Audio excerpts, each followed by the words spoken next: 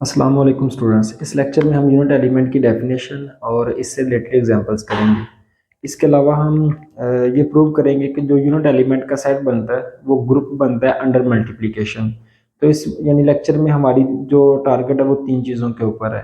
पहला unit element की definition, दूसरा इसके एग्जाम्पल्स, और तीसरा ये प्रूव करेंगे कि जो सेट ऑफ यूनिट्स बनता है रिंग आर के एलिमेंट्स में से जो यूनिट एलिमेंट होंगे उनका एक सेट बनाएंगे और वो शो करेंगे कि वो जो सेट है वो ग्रुप बनता है विद रिस्पेक्ट टू मल्टीप्लिकेशन।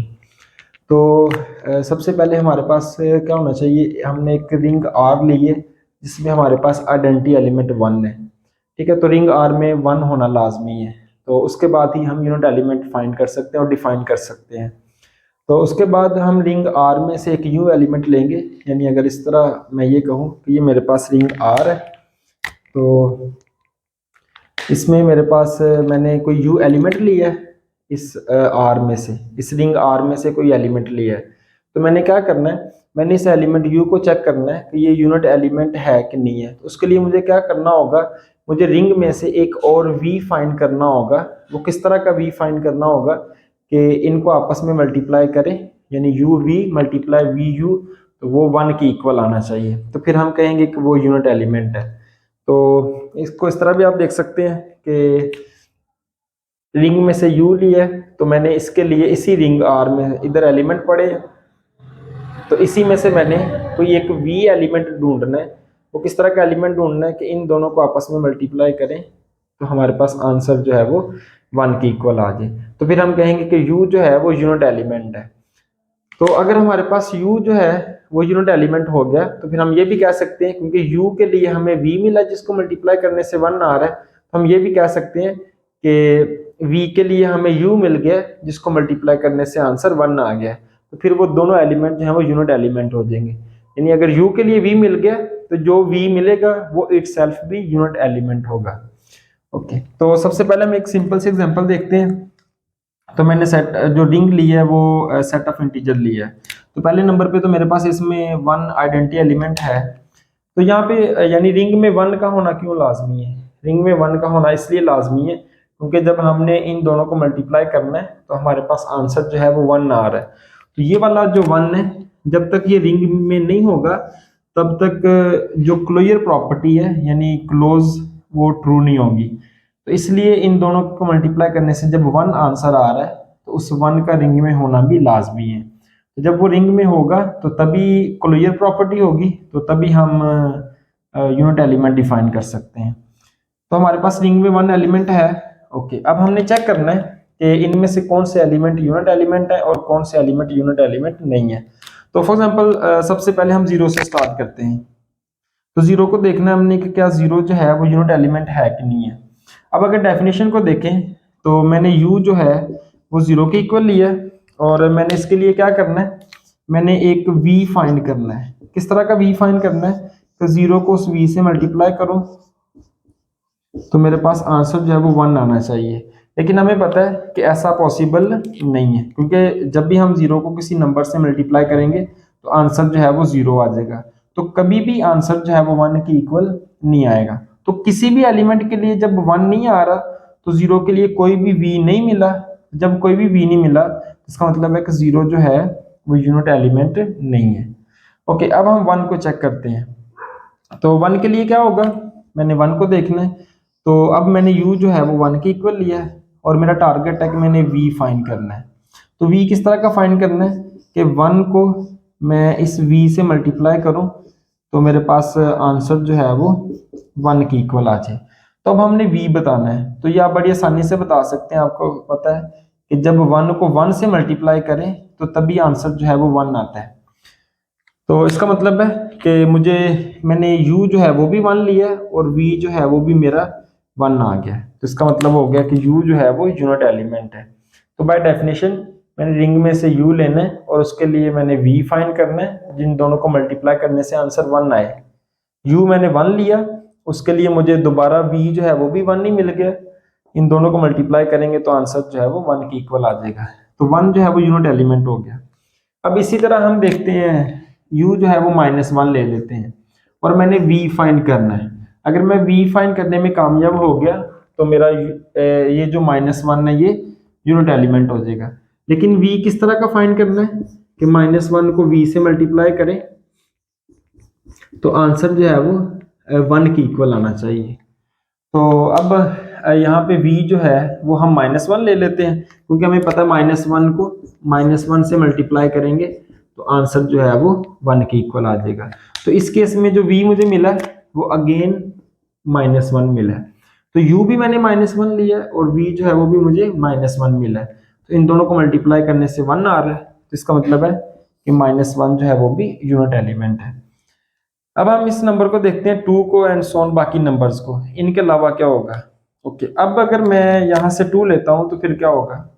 अब मैंने u जो है वो 2 लिया है और मैंने v फाइंड करना है, तो v किस तरह का फाइंड करना है कि मैंने 2 को मल्टीप्लाई करना है इस v से, तो मेरे पास आंसर जो है वो 1 आना चाहिए। अब आप लोग ये कह सकते हैं कि जी 2 को हमें पता है जी 1/2 से मल्टीप्लाई करेंगे तो हमारे पास आंसर जो है वो 1 आ जाएगा, ठीक है। लेकिन यहाँ पे जो डेफिनेशन है उसमें एक जो अहम बात वो ये है कि जब आपने रिंग में से u एलिमेंट लेना है तो जो आपने v फाइंड करना है वो v भी उसी रिंग में से ही होना चाहिए, तो उस रिंग से बाहर आप एलिमेंट नहीं ले सकते। तो अब हमारे पास जो अवेलेबिलिटी है वो किन एलिमेंट्स की है, जो इंटीजर है यानी मुकम्मल अदाद है, तो वो अवेलेबिलिटी है। तो 2 के लिए मैंने इसी रिंग में से ही एक एलिमेंट ढूंढना था जिसको मल्टीप्लाई करने से आंसर 1 आना चाहिए, लेकिन यहाँ पे 1/2 से मल्टीप्लाई करने से आ रहा है, तो ये 1/2 जो है वो हमारे सेट ऑफ इंटीजर से बिलोंग नहीं करता। तो इसका मतलब है कि ये वाला आंसर कभी भी 1 के इक्वल नहीं आ सकता। आप इस तरह भी प्रूव कर सकते हैं कि जी आप ये चाहते हैं कि 2v का आंसर जो है वो 1 आ जाए, तो आपका v जो है वो होना चाहिए था 1/2, लेकिन 1/2 जो है वो सेट ऑफ इंटीजर से बिलोंग नहीं करता, तो this implies 2 is not unit element. तो इस तरह आप अब ये कह सकते हैं कि 2 भी नहीं होगा, 3 के लिए भी आपको 1/3 मिलेगा, लेकिन 1/3 हमारे सेट ऑफ इंटीजर से बिलोंग नहीं कर रहा। फिर आप कहेंगे 4 के लिए भी नहीं मिलेगा, क्योंकि 4 के लिए भी 1/4 मिलता है और 1/4 भी हमारी रिंग में नहीं है, एंड सो ऑन। तो इसका मतलब है कि यहाँ से आगे हमारे पास जितने भी एलिमेंट होंगे वो सारे के सारे, उनमें से कोई भी यूनिट एलिमेंट नहीं होगा, ना इस तरफ वाले ना इस तरफ वाले। तो जो यूनिट एलिमेंट बने हैं वो सिर्फ और सिर्फ -1 और 1 बने हैं। तो हम यूनिट एलिमेंट के सेट को किससे डिनोट करते हैं, आर स्टार से। तो यहाँ पे हमारी रिंग जो है वो जी स्टार है, तो मेरे पास जो जी स्टार बनेगा यानी सेट ऑफ इंटीजर में से जो यूनिट एलिमेंट है वो सिर्फ 2 है, -1 और 1। ओके, अब हम एक दो और एग्जांपल देखते हैं। तो अगर हम रिंग जो है वो रियल नंबर ले लें, आर जो है वो सेट ऑफ रियल नंबर ले लें, तो अब रियल नंबर में हमें कोई प्रॉब्लम नहीं है कि जब भी आप कोई नंबर लेंगे, फॉर एग्जांपल आप ले लें √2 लेते हैं u, तो आप v जो है वो क्या ले लेंगे 1/√2, क्योंकि u multiply v is equal to √2 multiply 1/√2, और आपके पास आंसर जो है वो 1 के इक्वल आ जाएगा। इस तरह आप रियल नंबर में कोई भी नंबर लें, जैसे अगर मैं u जो है वो मैं पाई ले लेता हूँ, या अगर चलें पहले u इक्वल टू पाई ले लें, तो आप v जो है वो क्या सिलेक्ट करेंगे 1/पाई, क्योंकि जो पाई है वो भी रियल नंबर है और 1/पाई जो है वो भी रियल नंबर है, तो हमें एलिमेंट भी u में रिंग में से लिया और जो हमें v मिल रहा है वो भी हमारा रियल नंबर से मिल रहा है, तो ये दोनों रियल नंबर से बिलोंग कर रहे हैं। तो जब इनको मल्टीप्लाई करेंगे तो पाई मल्टीप्लाई 1/पाई, और वो आंसर किसके इक्वल आ जाएगा 1 के। तो इसका मतलब है कि सेट ऑफ रियल नंबर में कोई प्रॉब्लम नहीं है सिवाय 0 के।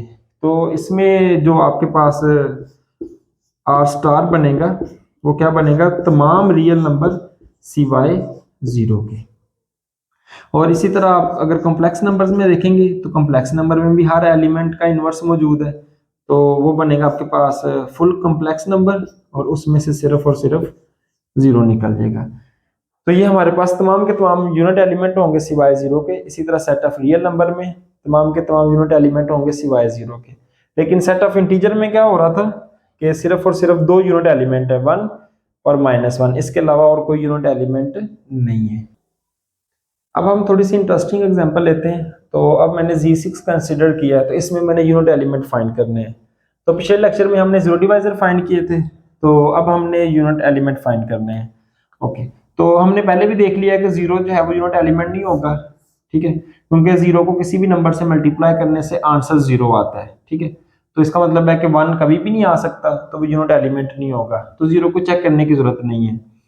ओके, वन को किससे मल्टीप्लाई करेंगे तो वन आएगा, वन को वन से मल्टीप्लाई करेंगे तो आंसर जो है वो वन के इक्वल आ जाएगा, तो डेफिनेशन पूरी हो जाएगी।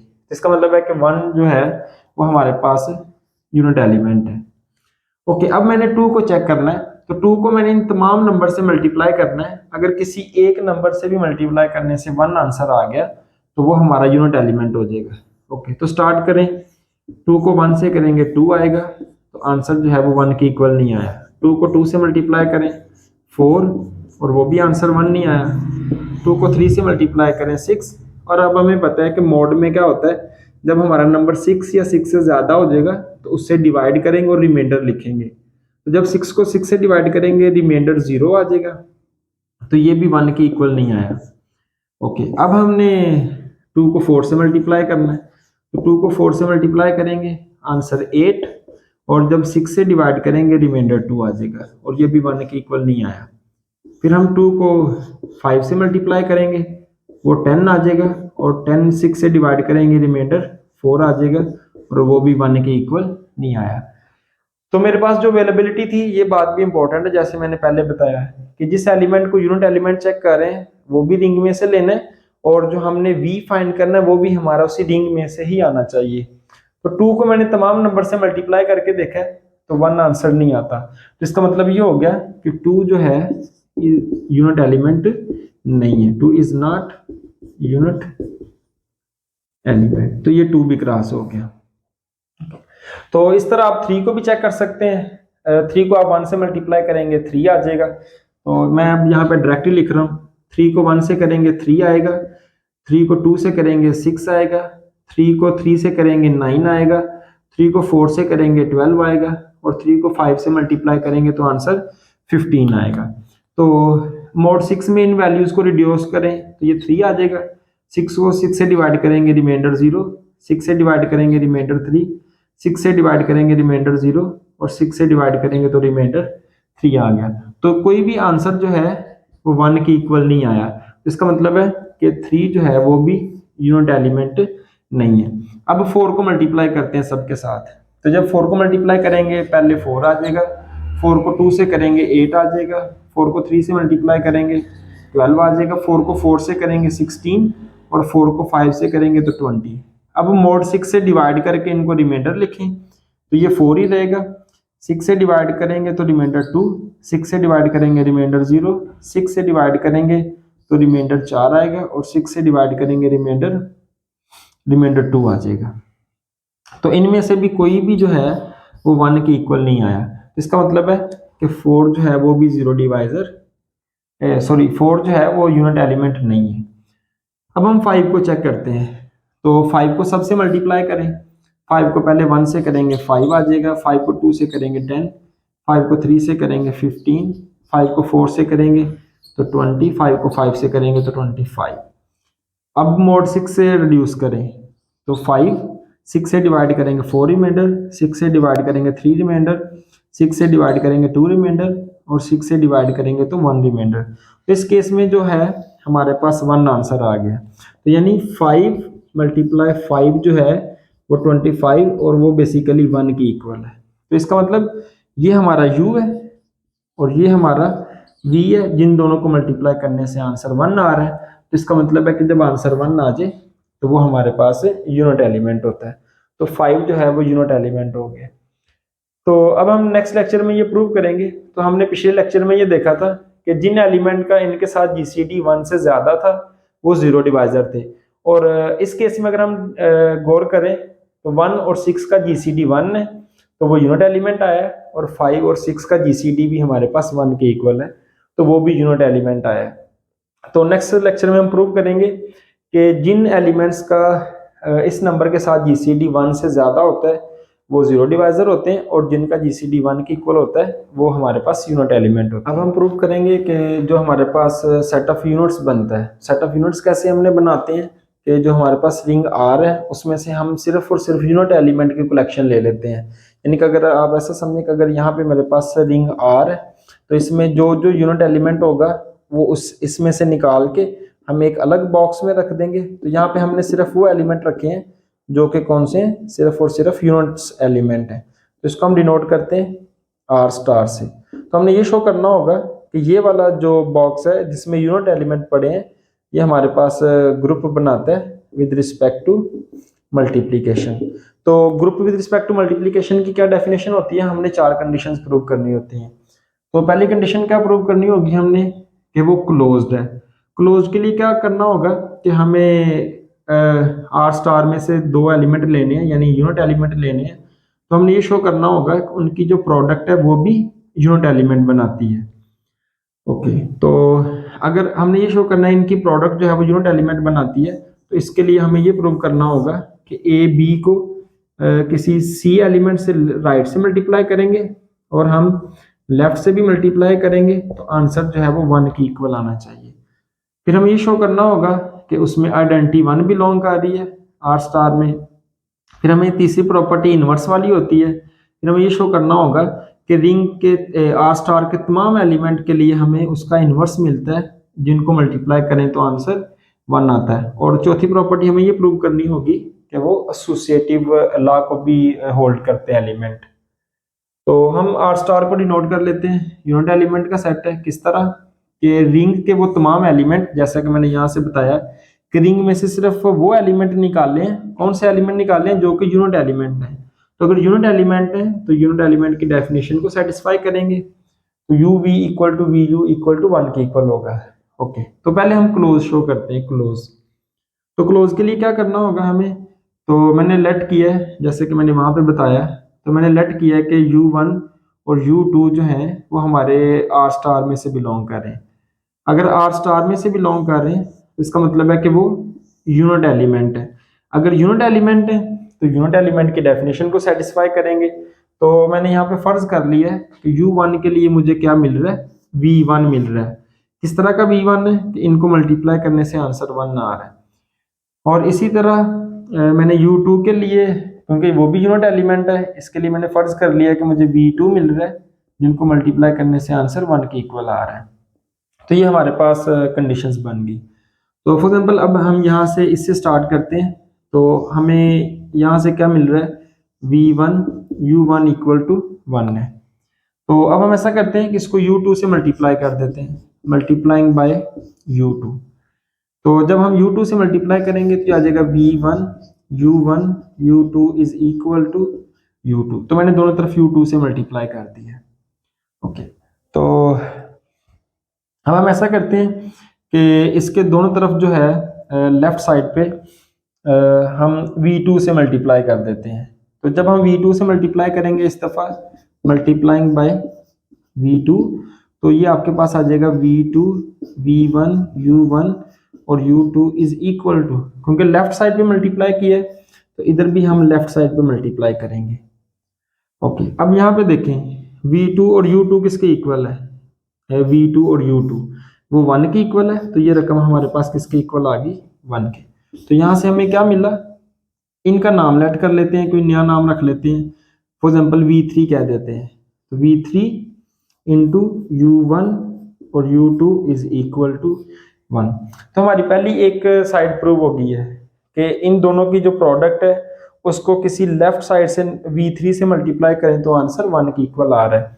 जैसे यहाँ पे ये आप u1 समझ लें और इसको u2 समझ लें, तो v3 से मल्टीप्लाई करने से आंसर 1 आ रहा है। अब हमने ये शो करना होगा कि v3 जब राइट साइड से मल्टीप्लाई होता है तब भी आंसर 1 के इक्वल देता है।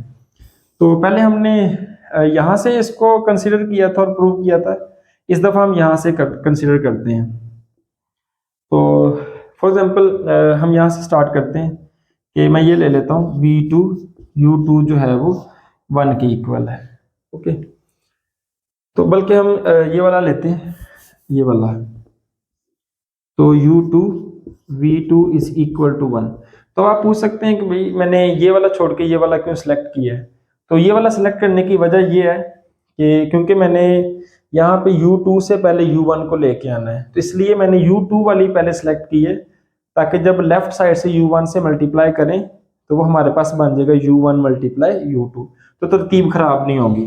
तो मल्टीप्लाइंग बाय U1, तो लेफ्ट साइड से मल्टीप्लाई करेंगे U1 U2 V2 is equal to U1। Okay, तो जैसा कि मैंने कहा कि मुझे ये तरतीब वो सेट रखनी थी, इस वजह से मैंने ये वाला इधर से सिलेक्ट किया है, और इधर से ये वाला इसलिए सिलेक्ट किया था कि यहाँ पे राइट साइड पे U1 है, तो मैं राइट साइड पे U2 से मल्टीप्लाई करूंगा तो मेरी तरतीब बन जाएगी U1 U2। ओके, तो U1 U2 बन गया। अब ये U1 है, अब V1 से मल्टीप्लाई करने की क्या वजह है कि U1 हमारे पास है, तो राइट साइड पे उसके क्या होना चाहिए V1, तो अब हम मल्टीप्लाई कर देंगे बाय V1। तो अब राइट साइड पे मल्टीप्लाई करेंगे U1 U2 V2, और V1 is equal to U1 और V1, और U1 और V1 जो है वो 1 के इक्वल है हमारे पास यहाँ से। तो अब देखें जरा यहाँ पे ये जो V2 है ये V1 किसके इक्वल है, V2 V1 को हमने क्या नाम दिया था V3 का, तो यही वाला नाम इधर यूज करते हैं, तो हमारे पास आ जाएगा U1 U2 V2 V1 का नाम हमने V3 रखा हुआ है, तो ये हमारे पास आ गया V3, और मल्टीप्लाई करने से आंसर क्या दे रहा है 1। तो अब अगर हम यहाँ से देखें कि U1 U2 को V3 से लेफ्ट से मल्टीप्लाई करने से भी 1 आ रहा है, और राइट से मल्टीप्लाई करने से भी 1 आ रहा है, तो यूनिट एलिमेंट की यही डेफिनेशन है कि एलिमेंट को राइट से मल्टीप्लाई करने से और लेफ्ट से मल्टीप्लाई करने से आंसर 1 आना चाहिए। तो इसका मतलब ये हो गया, ये जो हमारा U1 U2 एलिमेंट है ये यूनिट एलिमेंट है, तो दिस इंप्लाइज यानी इन दोनों को कंबाइन करें तो U1 U2 जो है वो किससे बिलोंग कर गया R स्टार से, तो हमारा क्लोजर वाली प्रॉपर्टी सेटिस्फाई होगी जैसा कि हमने यहाँ पे कहा था। बाकी नेक्स्ट वाली तीनों प्रॉपर्टीज प्रूव करना आसान है। इसमें 1 क्यों होगा, क्योंकि 1 जो है वो हमें पता यूनिट एलिमेंट होता है कि 1 को 1 से मल्टीप्लाई करें तो आंसर 1 आता है, तो जो है 1 जो है वो किस में होगा हमारे R स्टार में होगा। तो ये वाली भी होगी, ये वाली भी बाय डेफिनेशन डायरेक्ट ही हो रही है। कैसे बाय डेफिनेशन डायरेक्ट हो रही है कि अगर मैं कोई एलिमेंट लूंगा R स्टार से, तो R स्टार क्योंकि यूनिट एलिमेंट है तो इसका मतलब है कि मुझे एक V मिलेगा by definition such that UV is equal to VU equal to 1। तो यही वाला जो हमारा V होगा वही इसका इनवर्स होगा, यानी हेयर U का इनवर्स जो है वो किसके इक्वल होगा V के। तो इनको मल्टीप्लाई करने से आंसर 1 आ जाएगा। और फोर्थ प्रॉपर्टी क्यों डायरेक्टली फॉलो हो जाएगी, वो भी क्योंकि हमारी रिंग जो है ring satisfies associative law, so elements of R star also